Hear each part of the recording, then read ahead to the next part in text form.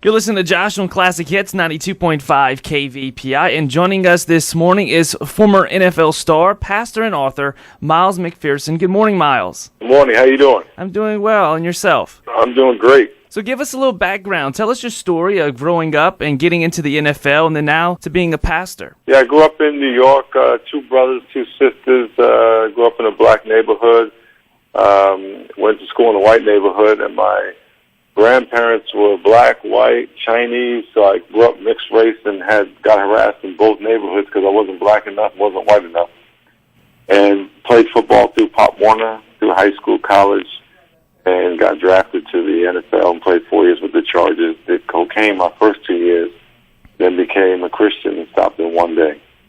Went into ministry with the kids in my neighborhood. And your new book, The Third Option, Hope for a Racially Divided Nation, is out now in a time where hate continues to plague our nation. In the book, you explain how instead of choosing between two sides, there's a third option. What is that third option? That third option is honor. In every race conversation, we're forced to be on one side against another. But the third option is that we honor what we have in common and place a priceless value on the fact that we all are 99.5% genetically identical. We all want to pursue our dreams and have relationships and experience love. And so if we focused and place value on how we are similar, we will all get along better. The problem is racism has destroyed our ability to do that with fear and anger and resentment. And this book is designed to give people solutions on how to overcome the negative impacts of racism in our individual lives, understand each other better, and approach each other better with more understanding and compassion.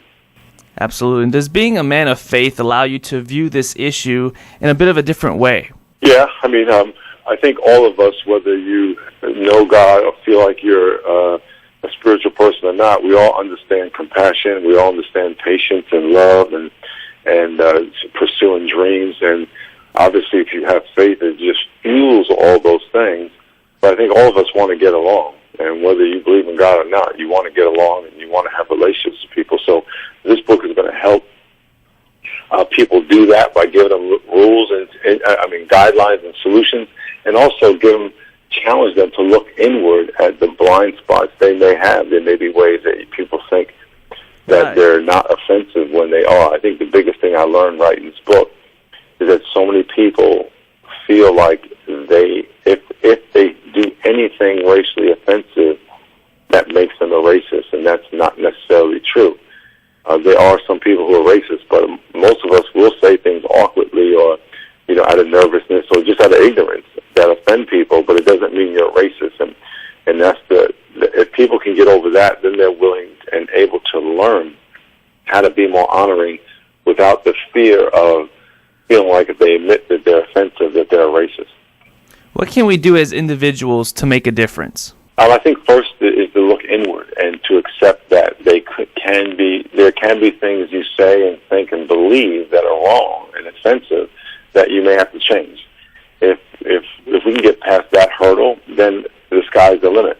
And I think one of the ways to find that out is to ask a person of a different ethnicity, or even someone who looks like you, is there anything that you say or do that is offensive?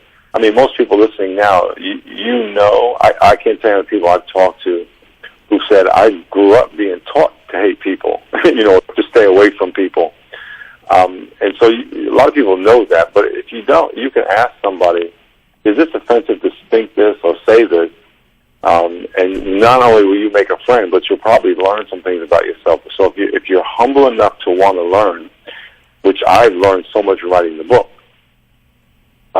that's where it has to start. It's not about giving this book to someone else for their sake. It's really about how can I learn to be more honoring.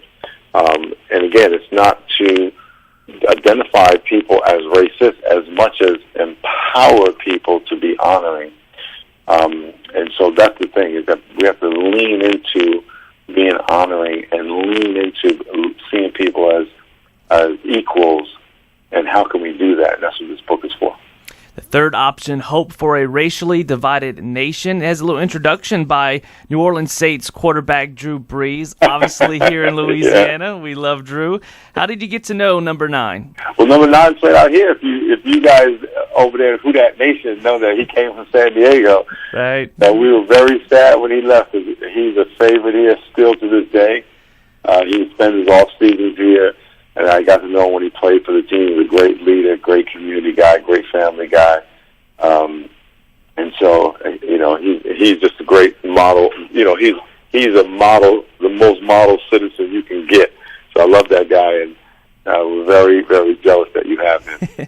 Pure class act. We love Drew. Miles, before you go, any final words that you would like to share with our listeners?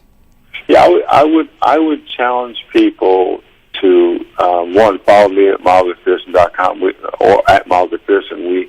We're posting stuff all the time to equip people to live more honorably, but to ask themselves, how can I be more honorable to other people? Is there something I'm doing that I can change to be more honorable to people who are different, and build relationships?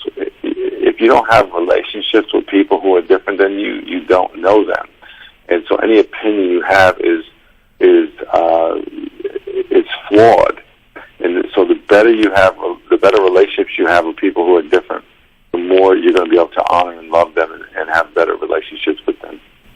We have been talking with Miles McPherson, author of Third Option, Hope for a Racially Divided Nation. It's available now where books are sold. Good stuff, Miles. Thank you so much again for joining us this morning. Hey, God bless you.